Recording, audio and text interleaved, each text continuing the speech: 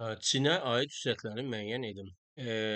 Demək ki, ilk növbədə bəndlərə nəzər salaq. Buğda ixrac edən əsas ölkələrin biridir. Ümumiyyətlə Çin biz buğda ixrac edən ölkə arasına daxil etmirik. Bəli, buğda ən çox, əkə bilən, əkən və ya da əkinlərdə malik olan ölkə ola bilər, amma öz daxili tələbatının yüksək olmasını əsas gətirərək biz Çinin buğda ixracatçı ölkə kimi deməyimiz yanlış olardı.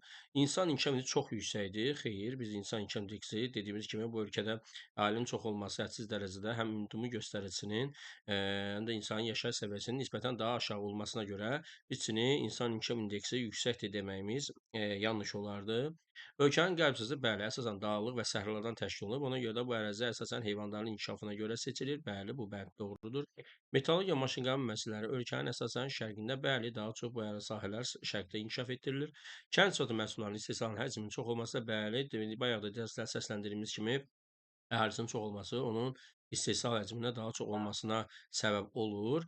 Federativ inzibati ərazi bölgüsünə malikdir. Xeyr, unitar inzibati ərazi quruluşuna malikdir. Bu da yanlışdır. Deməli bizim doğru bəndimiz burada 3, 4, 5 bəndi olacaqdır.